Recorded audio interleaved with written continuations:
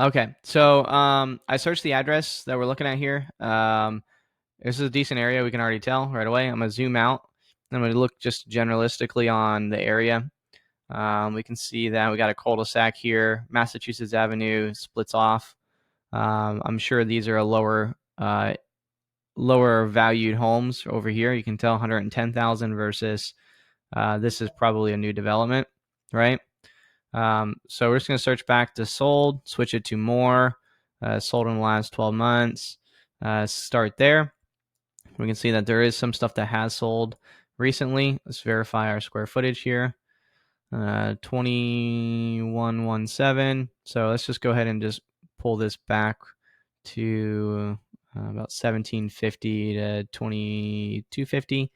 Click done, scroll out again. All right, we can kind of see we got 3 properties right away. This one is a bit smaller. Well, it says 2016, so 175,000. So what I'm going to do is I'm just going to peek the square foot price per square foot on that. If they have it here, it was originally listed for 179 or 189. Ended up selling for 175. So just do the quick math on that. Price per square foot would be 175,000 divided by 2016, $86 a square foot, closer to 87. And we're going to do the same thing. We're going to look at the one for 225. We notice that that's about a bit square footage higher, but the Zestimate was 236. The Zestimate on this one was only 182. It's kind of interesting, huh? But it's 2016, so $86 a square foot, 86.8 times ours, 2117 is 183. So, but ours is showing the Zestimate at like 218. It's probably let's see, 4-bed, 3-bath. Is that why? Is this a 3-2? Yeah, so that's probably why. This is a 4-bed, 3-bath. It doesn't have a pool or anything, does it? Ours? No. Okay, so let's look at this one again. 225. Scroll down. Where was it originally listed at? Oh wow, it sold for 130 back in the day. Okay, so 224,900 divided by 2218 is 101 a square foot. We got 87 and 101. Let's check out this one. This one's a bit smaller, 1750. And we also notice on this one we got wood floors, got the countertops, white cabinets. Pretty basic. It looks like, when was this built? 2001. It was listed for 189, sold for 188. And this is a bit smaller than ours. So price per square foot, 188. 000 divided by 1750 is 107 a square foot. So we got 107 plus 101, right? Plus the 87 is 295. Divide that by 3 gives us the average of $98 a square foot. 98 times 2117 gives us 207,500 basically list price. We'd probably list it for the 230 though. So at 207,466, we can then look a little bit more at our house here. Take a look at the photos and we'll see kind of what it looks like. These are from 2008. Okay, so we need some pressure washing done probably. Make it look a little spruced up. Man, these are basic ass photos. Some clutter. We paint the back deck. That deck we added on. It's like double and a half that deck now. Okay. And It's either a good or bad thing. and there's also a hot tub on it. And said he fixed up the shed in the backyard.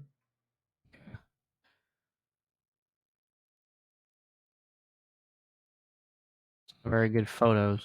But we can tell at least it's pretty basic. I mean, cleaning everything and taking care of everything. It looks pretty much on par. It's not like this one down here, but It's in between really this one for 175. Oh, just one for 210. Oh, we reset. That's why. Okay, so looks like we just need probably, like $5 a square foot or so of cleanup, 2117. Maybe like 10 grand possibly of stuff we got to get done on it. So 205, what was it? 98 times 2117. It's 207.5. It's 207. I'm just going to even it out to 205,000 times 0.07 in closing costs is 15 grand. 205 minus 15 is 190 minus $10,000 in cleaning up is 180 minus our, let's just put 50,000 in profit. We could probably do it for less than that, but 130,000 in cash would be probably like starting. 105, we're do it typically of the 70% rule.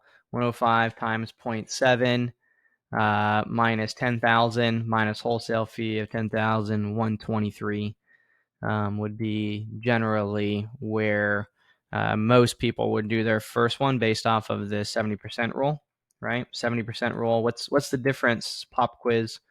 Why do we do a 70% rule? What's the 30% that we're removing from that?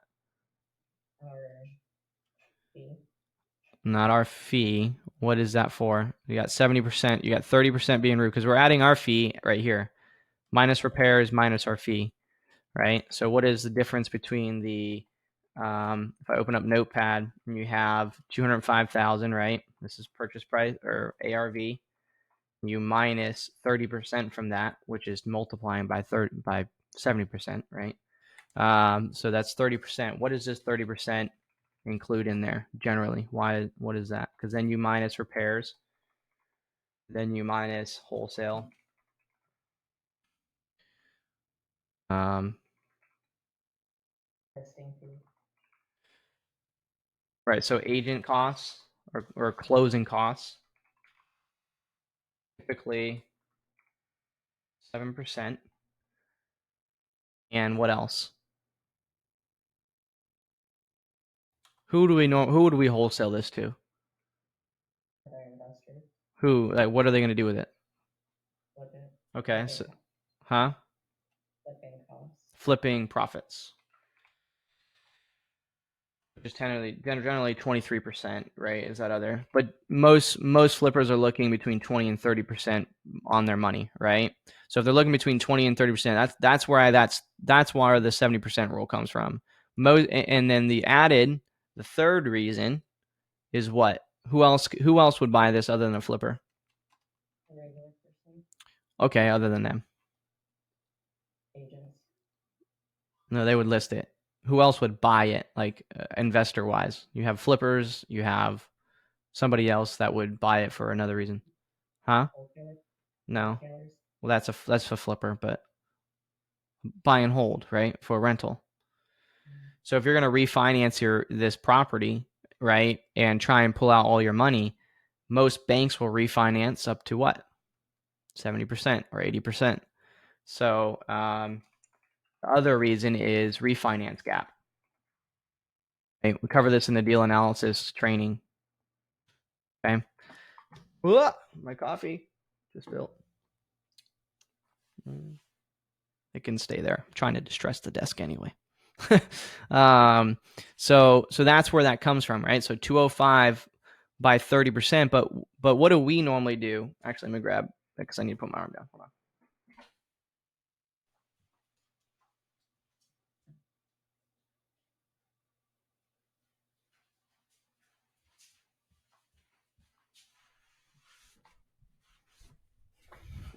Okay, but what do we normally do instead of doing the 70% rule? We usually do the numbers manually. We usually say, okay, well, it's 205,000 purchase price, right? We're going to subtract from that 0.07%, which is closing costs. We know that generally it only takes 4 to 5%, right? Because we know agents. I'm an agent, so we could always list it and save money there. Okay.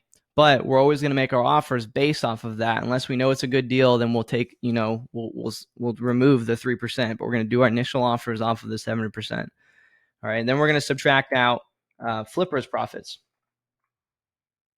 because we always make offers based off of what? Being able to have multiple different exit strategies, right? One of our exits is to flip it ourselves, right? So we want to make sure we have the option to flip it. So we're going to start our offer as a wholesale offer, right? And if they're like, no, that's not too much, like, okay, well, let's just remove our wholesale fee. This is still something we would flip. So let's go ahead and make an offer from a flip perspective. Then we could always do a wholetail, right? But then we have to still account for private money. So flippers profit start at 50K, minimum 30K, right? So we're going to start at 50,000 because we want to try and get a $50,000 flip, right? Not $30,000 flips. So we're going to start at 50,000 and we're going to minus a wholesale fee. So if we do this, then 205, subtract out 7%. So let's do that. 205,000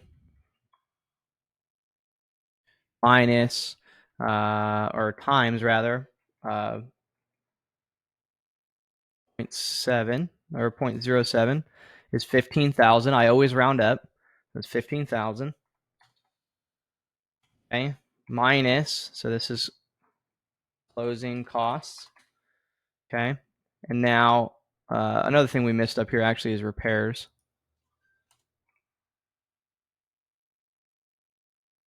So 15,000.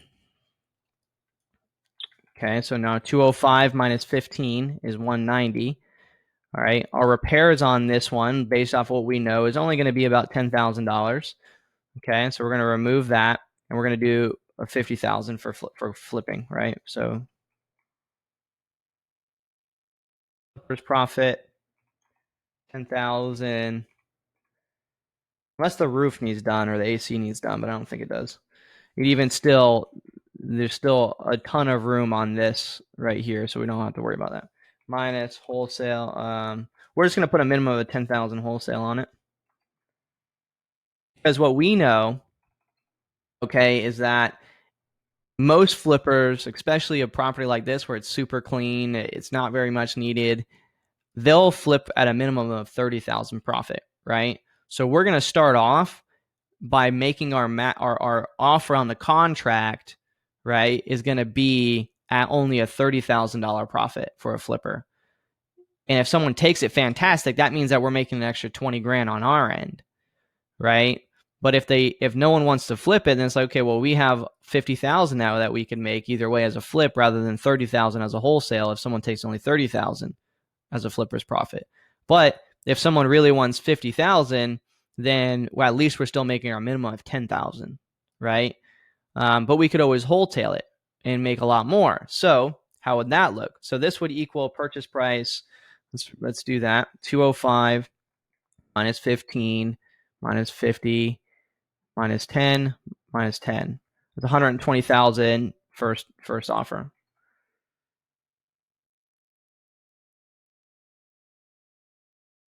Cash offer. Okay. Plus all our services, right? Because it's not just a cash offer. It's like, hey, this would be roughly $120,000 cash. We'll help you find a new place. We'll take care of anything you want to leave behind. It's the value prop that's there. So value proposition. What do you think is the highest that we could go up with this one? Well, you tell me based off the numbers I just showed you. 130. Well, why you say 130? Like 130 to 140. What's the minimum flipper's profit? What's the minimum flipper's profit? 50. What's the minimum though? I have it at 50. I've said it multiple times. What's the minimum flipper's profit? 30, right? So if we do it at base minimum, like the lowest we can go, 205 minus 15 in closing minus 30,000 in flippers profit minus the 10,000, we could probably buy it for 150, right? But we're not done yet because remember, we're not the typical like fly by night, real estate company. We're smarter than that. We know what everyone else does is this, right? we just break everything down because we know we have insight on what all these numbers mean, right? We know why it's 70%, right? So that'd be 0.7, not 0.07. Or no, it would be 0.07. We don't do this one right here. This is not what we do. We do this, right? Which breaks down to this. Okay. Now let's do it as if we were to wholetail it, right? Because if we were to wholetail it, it's a lot different. We know that it's worth what? 205. So if we subtract closing costs now, which we already know is 15,000, which we know we can actually probably do instead of 205,000, we can probably get it at like 5% and only be like 10,000, right? But we're just going to leave it at 7%. So we're going to say 15,000. Okay. And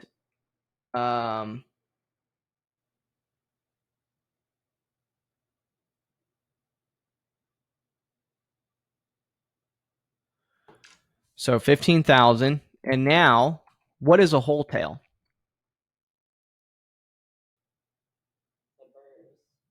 What's the difference between a flip and a wholetail?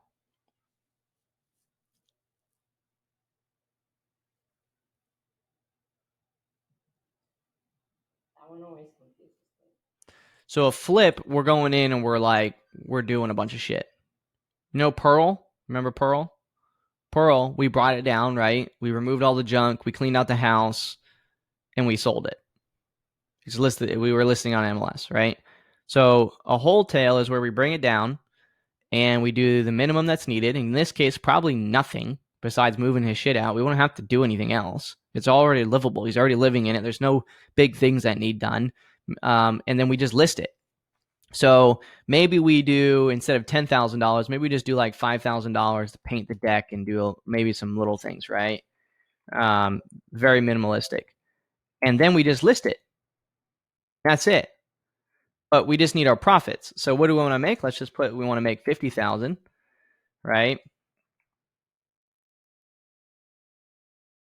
But we could make a minimum of 30. But the thing is, when you're doing either of these, both on flipper's side and wholetail side, there's private money there. So when I say 50,000, because I'm not breaking it down, you have private money.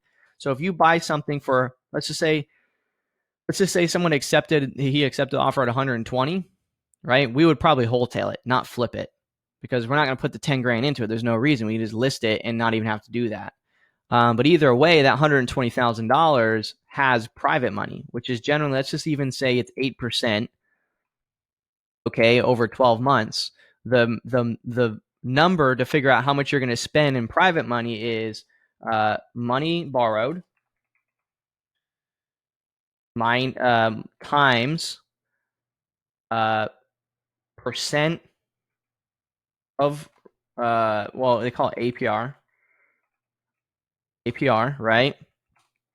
Divided by 12. So if it's 120,000 that we're borrowing, multiply that by the APR, which we'll say is 8%. That's $9,600. Okay. Now divide that by 12. That's $800. So that's $800 a month we would be spending in interest on the money that we're borrowing. Now there could also be points.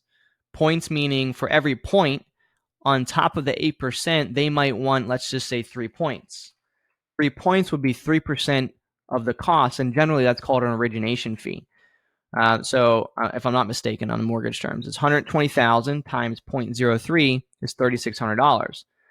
So if it takes us, let's just say 5 months to do this, 800 times 5, $44,000 plus the $3,600 for the points would be $7,600, right? That we would end up having to spend potentially in private money. But because it's a $50,000 profit, I'm not showing those numbers here because getting $42,400 is still perfectly fine. But most flippers, most new investors don't think, and most wholesalers do not think about the fact that your flipper is going to be using private money or hard money to bring down these properties. So there's an extra $10,000 potentially they're not even thinking about, depending on the purchase price of the home, in money that's being given to somebody else to be able to make the deal happen, right?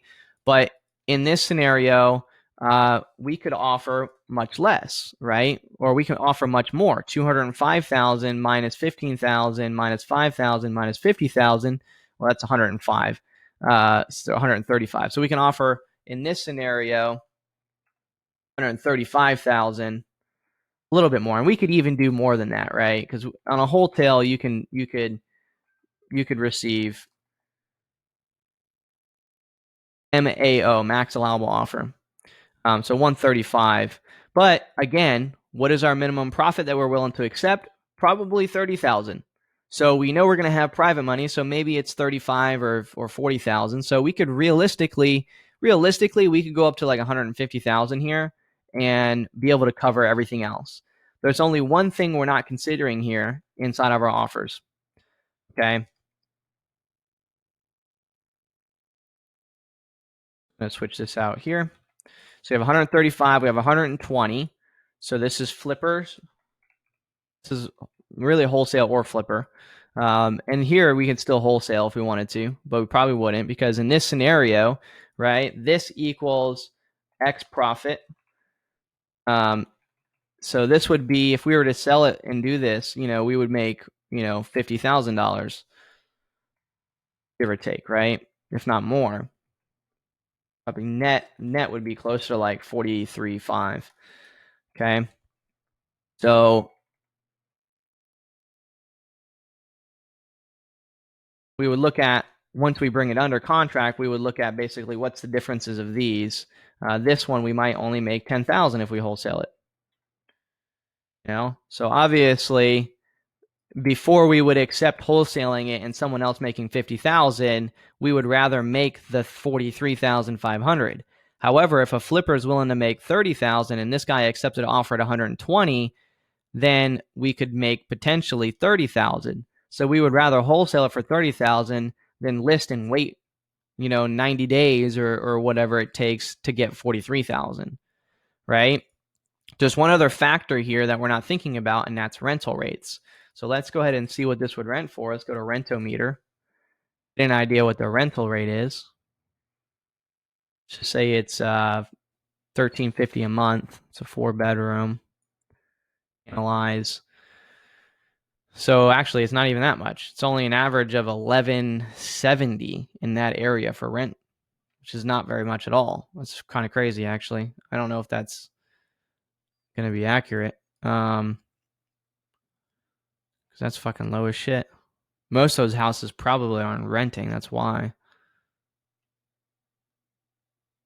Most of them are probably the cheaper ones. Most of these are probably the ones that are renting, the ones that are much cheaper houses, 150, 175. These ones probably aren't being rented. But anyway, so if we use those numbers, what do we know is a number that, what is one of our metrics we know that if we get it under contract at X price, it'll be a good rental or not a good rental?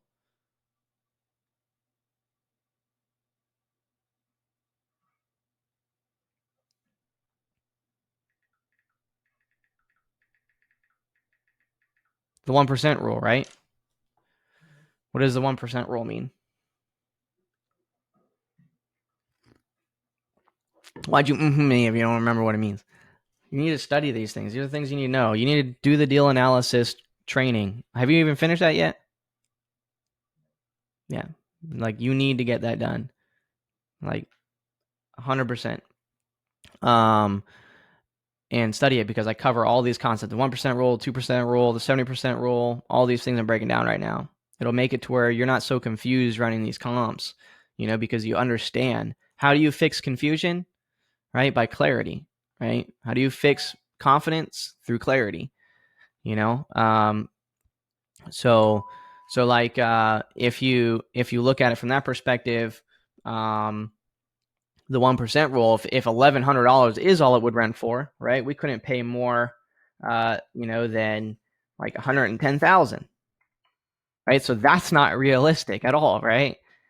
even if it would have to rent for us to be able to buy this as a rental, it would have to rent because it's worth like $220. It'd have to rent for upwards of $2,500 a month, which probably is not going to happen. I don't know because none of the others are renting, but in average, all the ones that are around it, south of it, are not rented for that. But they're also cheaper properties, so and there doesn't look like there's any rented above that. Now, what we could do again is we could use PropStream. PropStream might have some more information that we can't see, so we'll go ahead and do that really quick. Put it on PropStream and just see what it thinks, and maybe it comes up with a different rental number. It pops up here. Okay, so details. So they think it's worth $229, and they think rental rate is estimated monthly rent. So $1,786 is what they think monthly rent would be. So in that case, if it's $1,786, what would be our max offer that we could even possibly make? Based on the 1% rule, 178,000, right? So no matter what, we have to take that in consideration. So we're not too far off. If we get it for 120, then probably could totally give it to somebody as a rental, right? Because there's a lot of meat on the bone there. That would work out perfectly fine because that would work as a rental. We can make $1,700 a month and pay a mortgage at $120,000, and it would be perfectly fine. Those numbers would work. But if it was at $120,000 and it rented at $900 a month, that wouldn't work at all. So that is the breakdown of all of these. So what we did is we pulled the comps, right? We just used Zillow for it. You didn't even use PropStream. Just use Zillow, looked at what sold in the area by filtering down based off of the square footage, like you know how to do. 1750 by 2250. Pulled those comps that were there, got a price per square foot for each of those comps, made the average price per square foot was 98, multiplied that by our square footage on our subject property that we're looking into, and then simply ran some standard numbers off of that average to give us a good idea of where we need to be at, which is realistically the green zone. Would realistically be anywhere between 120,000 and 150,000. So when you talk to them, you're like, to be honest with you, I'd be somewhere around 120, 130, somewhere between there. And if he says, oh, that's not going to work, I'm like, okay, well, where do you think you're at? Because if you were to list this and just sell it as is at 205, 205,000, he's going to walk away with maybe 195, not even 195. He's going to walk away with maybe 190,000 in his pocket. So yeah, he's losing money, but he's getting cash and he's getting value. So if he says, oh, that's way too little, I'm like, okay, well, what are you thinking?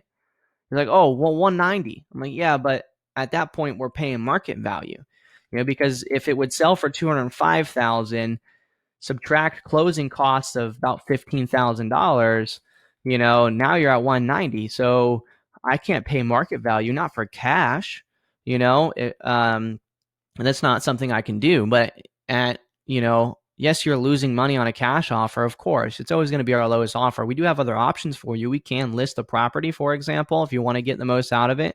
But what we can do that no one else will probably do is we'll actually help you find a new place, and we'll close on it and get you into a new place, and you won't have to worry about a thing. We'll be with you through this whole journey. So even though you might be losing some cash, right? What you're making is an easy process, and that's where we make some of our money, is by being really good at what we do and making sure that people don't have to worry about a thing. We have everybody that's needed to get you from point A to point Z. And if you don't want all that extra stuff, then we can list it for you, and we can also help you find a place and go the very traditional route.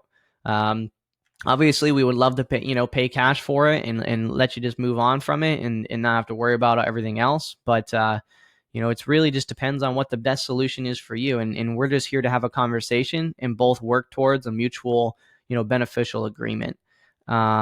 So that's really where you'd want to be at. And you will learn all of this stuff in the, acquisitions training as well as the deal analysis training and all those things. So you just got to dedicate the time because you need to be able to run through it like I just did with confidence and knowing that, yeah, we're somewhere around 120, 150. If I know if I get it in between here somewhere, I'm solid. Let's just say he says 165, right? Let's say he says 165. Well, what does that mean? Well, if I think it's worth 205, and realistically, we think we could list it for 230, but if it's worth 205, right? We know we got 15,000 in closing costs. That's 190 minus 165. That's 25,000. So in that scenario, it's like, yeah, to be honest with you, 165 is a bit tight, for a cash offer. However, if you would consider maybe doing some form of terms where you get the price that you're looking for, we get the terms we're looking for, and that might work out. And then we can kind of delve more down into that kind of look. It just really depends. He wants to take this money and buy something else. That's one of the things you still got to find out. Does he have money to pay down on another property? Is he looking to use this to pay the money down on another property? Because if he's looking to use this to pay the money down on another property, that's another scenario. Now we got time and all these other things we got to worry about, right? There's got to be a syncing happening. It's not as simple as let's just buy this close in 2 weeks and move on. That's not this guy's thing, right? We can't. This is not a Pearl Street where we have to close within 2 weeks, get people kicked the fuck out, and move on with our lives and make money. This is an old man. He's by himself in a 2,000 square foot house. He wants to get moved into somewhere else. There's more. What do you call it when you're gentle with something? There's a little bit more to it. So anyway, that's the breakdown. So for anyone that's going to watch this recording or is watching the recording, that would be how we do deal analysis on a single property, all the different ways that I look at it, and kind of how I kind of break it down. I only use PropStream because we have it, just if I need it real quick. Looks like he's got a lien for $420. That's his taxes, I think, huh? If I remember correctly, he's tax delinquent. Because what we do is, see, this lead came in through direct mail, right? So if I come in and look at that property on REI Sift, I can just look it up and see what it was on, tax delinquent and liens. So there's some other lien here. Maybe it's an HOA lien, possibly. Is this his phone number? Nobody better steal this lead. That's not it? Okay. Lame. Okay, so that's it, and we can see when we skip traces. So we sent this direct mail in August. We sent direct mail in May. Sent direct mail, May. We sent direct mail probably in.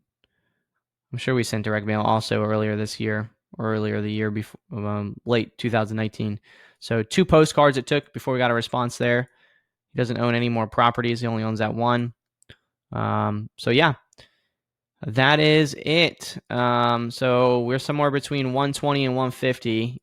For a cash offer, it'd be about 120. But you want to find out more information and build up on the value we can provide, moving him into a place, get some information, what kind of place it is, make him commit to this process and not the price that we're buying it for. Does that make sense?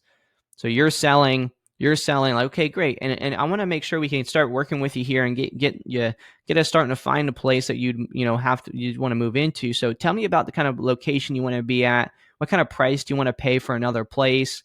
Things like that. Because if he tells you he'd like to pay maybe the same amount, like $200,000 for another place, then obviously he's going to have a mortgage and all that kind of shit. But he's tax delinquent right now, and he's got liens, so it tells me maybe he's not making a whole bunch of money right now in what he does. But I thought he had a decent job or something like that. You had said so. Yeah. So let's get some numbers. What is this? Let's get some numbers on what he's looking for and what he wants. And from there we can kind of delve in. But I mean, it's in a good location. It's not in a bad area, Pensacola there. So, all right. I'm gonna go ahead and stop the recording here real quick.